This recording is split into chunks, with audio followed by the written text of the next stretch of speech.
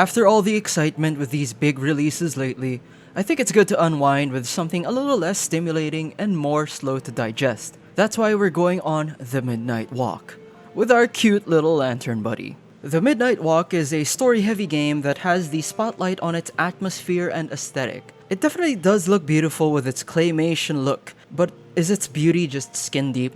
Well, light the fire so we can take a closer look at the Midnight Walk.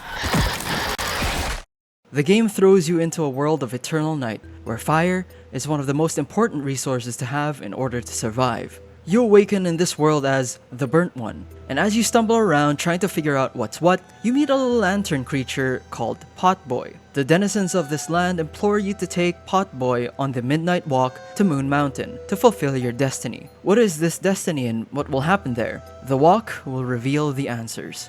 As you go on your walk, you arrive at various places, each with a story to tell. Each chapter, the Burnt One and Potboy bear witness to a different story centered around different characters, but all revolve around the importance of fire. The overall narrative seems like it's simple, and the children's storybook feel doesn't really help either. However, with a closer look and a little effort, you'd see that the story has a lot more to tell. A closer look, in a literal sense, since there are various collectibles and extras that can give you a better appreciation and understanding of the interesting world that the Midnight Walk has built. From a whole extra story that you can view in your literal mobile house, housey, to these seashell recordings that contain echoes from the past, they all paint a more complete picture of Midnight Walk's history and lore. But also a closer look in an understanding the themes of the story kind of way, as each chapter has a different interpretation of what fire means to the story and the characters.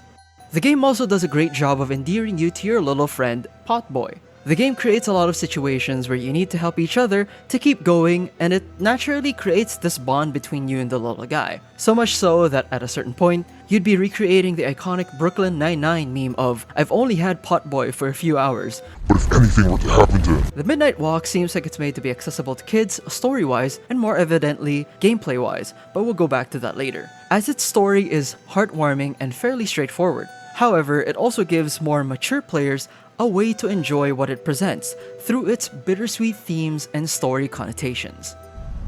The game is made to be played for both VR and conventional displays. This somewhat limits what the game can do, thus making it the game's least successful and least exciting aspect. Sometimes it does feel like it's a bit of a walking simulator, which I guess can be interpreted as being faithful to its title.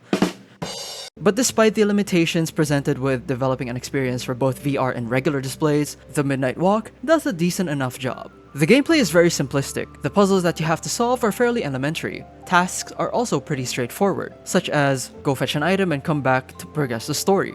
Then again, if we consider the idea that these mechanics are possibly made for a younger audience, then we can give it a little bit of leeway.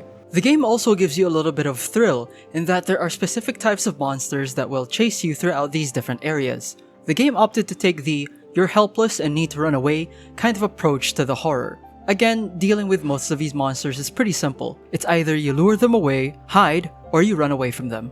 I feel like this part would have been better if we were playing with a VR set. While the gameplay is overall fairly simple, the game also does its best to provide new mechanics to play around with the more you progress. It gives you a lot of tools to help solve your problems, from your little match gun to simply being able to close your eyes and listen for where things are hidden in the world. We briefly mentioned this a while back, but the gameplay also helps naturally deepen your bond with our little companion. The fact that a lot of puzzles need you to cooperate with Potboy creates this genuine environment for both of you to bond. There was a point in the game where you had to traverse through a snowstorm. In order to not freeze to death, you had to stay close to Potboy, but if he gets caught in a strong wind, it's up to you to light his fire back up. It creates this gameplay narrative tie-in that really hammers in that you need each other. It's a bit of a missed opportunity that we didn't get to try this game with a VR headset, as it might have given us a better perception of the gameplay. The aesthetics really are what make the Midnight Walk shine. Every scene feels like it can be a painting or a physical diorama that can be displayed on your wall or shelf. The Midnight Walk's models are made in clay, then 3D scanned later on to be put in the game. That explains the strong claymation vibe that the visuals give, calling to mind great claymation works of art like Nightmare Before Christmas or Coraline. It'll definitely give you nostalgic, longing for your childhood vibes if you grew up loving Nightmare Before Christmas. The characters are able to exhibit so much charm through their meticulous modeling and design. They're all oozing with emotion and personality. The visuals also tie in real well with the exploration because the visuals are really beautiful, so much so that it incentivizes you to just look around and find things. It's just a little bit of a shame that the FOV needs a little adjusting because the fact that it's made for VR makes it playing on a regular display a little nauseating. So if you plan on playing this, fair warning, don't play this for long periods of time if you're prone to motion sickness. It's not just the visuals that tie in well with the gameplay, but audio experience contributes to the gameplay too. They do an excellent job of sound design, especially since it's key to exploration and solving certain puzzles. Hauntingly beautiful melancholic tunes further enhance the mood and atmosphere of the game.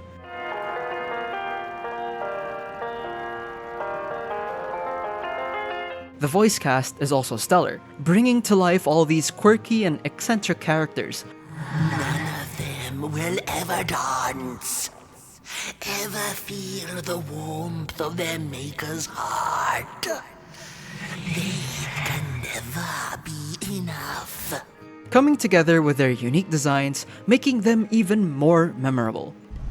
I'll start the conclusion by saying the Midnight Walk isn't for everyone, especially since the gameplay isn't the star of the show. But for those who are looking for a more laid-back, story-heavy experience that's an absolute treat for the eyes and ears, you definitely should check the Midnight Walk out. Priced at about 40 USD, the Midnight Walk is more than worth the price it asks for. The amount of care and love poured into crafting the clay models, the music, the voice acting, and the solid story all make for a great experience, whether you're on a flat screen or playing with the VR headset. So with all that said, we're giving the Midnight Walk a 90.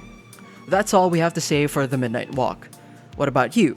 Are you planning on getting it? If you played it on VR, what was the experience like for you? Tell us about it in the comments below. Like if you like, subscribe for more video game reviews and video game related content.